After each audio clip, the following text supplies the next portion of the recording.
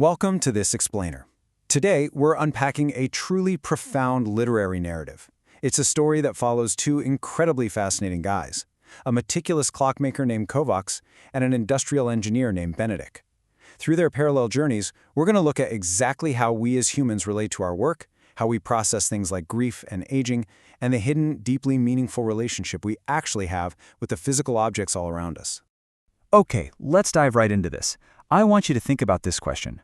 When is a person or a thing truly finished? Like, is an object done the second it rolls off the assembly line? Are you done when you retire? It's a question that completely upends how we look at our daily lives and our sense of purpose. Part 1. The illusion of finished. The false premise of the static state. First, meet Kovacs. His entire world is microscale. It's precise, and it is entirely interior. He's currently grieving his late wife, and he's holding an 1887 ship's chronometer that's been frozen in time since 1943. Then there's Benedek. His world is the exact opposite. It's macro scale, massive, completely exterior. He's a recently retired engineer who spends his days staring at satellite images of these 12 massive bridges he built. The tragedy here? Both of these men falsely believe that they, just like the things they built or hold, are permanently stuck. Benedek actually sums this feeling up perfectly. He says, I am a retired engineer, which means I was an engineer and then I became something finished. He is deeply struggling with feeling like a static product. He spent 30 years as a process, solving problems, pushing back against resistance, building these huge structures. But now that his career's over, he thinks he's just arrived at his final, unchangeable form. But Benedek's son Peter, who happens to be a software engineer, completely shatters this illusion for him.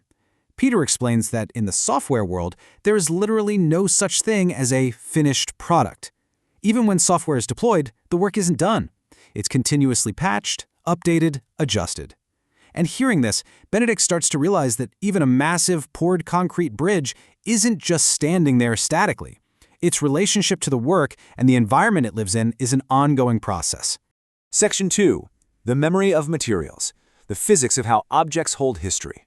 So, have you ever heard of hysteresis? In material science, it's a property where a material's physical response depends entirely on its history of stresses. The path matters, not just its current state. Benedek, while consulting for his son's firm, realizes that the steel and concrete in his bridges literally remember the weather, the freezing winters and all that heavy traffic they've endured over decades.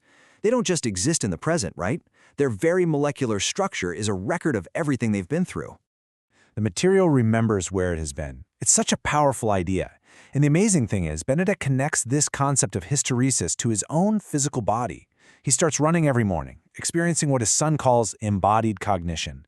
Through the burning in his lungs and the feedback in his legs, Benedek taps into his 30 years of physical intuition. His body, just like his bridges, remembers every single stress and load it's ever carrying. Meanwhile, back in the clock shop, Kovacs is encountering our second really vital concept, tertiary retention. This is essentially the external storage of human memory in objects, tools, and documents. It's how the self persists outside our own individual minds.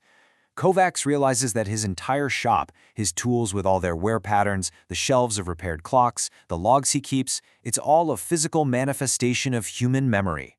The attention is preserved in the wood. A customer brings Kovacs an antique barometer from 1763. And inside the box, there's a letter from 1900 noting that the wooden border of the barometer appears to have tiny faces carved into it, faces that seem to be attending to the instrument. Kovacs realizes those faces represent 260 years of human care.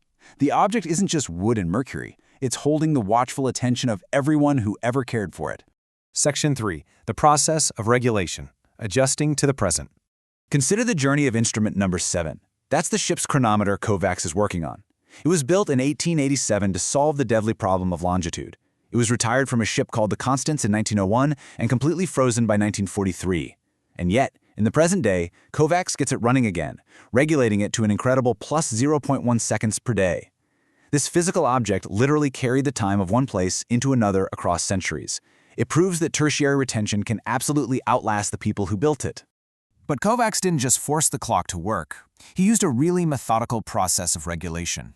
Step 1. Listen without adjusting. Step 2. Provide the conditions for the mechanism's natural rate to become apparent. And Step 3. Respond with tiny, incremental corrections. You see, regulation isn't about imposing a rigid rule. It's an ongoing, gentle conversation with what the mechanism has become after sitting frozen for 80 years. Back in Benedek's world, his wife Elena delivers this absolute gem of wisdom. She says, a bridge is not a thing. It is a process. She helps him realize that a bridge isn't a static product. It's an ongoing, dynamic relationship between the river, the weather, the traffic, and the banks it actually connects.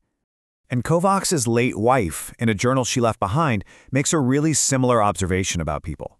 She compares Kovacs' steady, constant nature to a pendulum that's isochronous, meaning it takes equal time regardless of the swing. He's steady, he's reliable, but she considered herself non-isochronous, meaning her emotional swings took longer and varied by experience. And they weren't wrong or right, you know? They were simply different instruments designed for different purposes, just finding a way to be useful to each other. Section 4. Never Beyond Repair. The Human Application. The owner of that antique barometer asked Kovacs a deeply poignant question, and she's really asking it about her late husband's battle with illness. She asks, how do you know when something is beyond repair? Really think about that for a second. Kovacs gives her a technical answer out loud, but internally it hits him like a ton of bricks. He has a massive realization about his own grief. You know something is beyond repair when you have decided it is. The decision precedes the assessment. A person or an object is only truly stopped when we stop applying our attention to them. Kovacs realizes he's been a mechanism running on residual energy, completely untended, and that he can choose to start his own engine again. So what does this all mean for us? The takeaways from both men's journeys are pretty profound. First, the record matters. Tertiary retention, like Kovacs writing down his memories for his unborn granddaughter, is how we survive. Even the little things, like the sound of a loved one laughing through the floorboards, they are worth writing down. The gap between our designs and our reality is literally where time lives. A stopped thing can always run again, and honestly, most importantly, whether you're a retired engineer or an 1887 clock, we are all forever in process.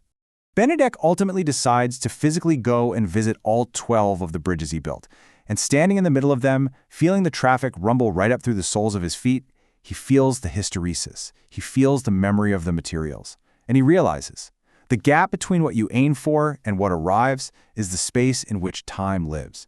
His bridges went on to become something continuous without him, and that is a truly beautiful thing. So I want to leave you with this one provocative thought to wrap up our explainer today. If the materials around us, our tools, our homes, our bridges, literally remember the attention and the stresses we give them, what history are you writing into the things and the people around you? Are you treating them as finished products, or are you attending to their ongoing process?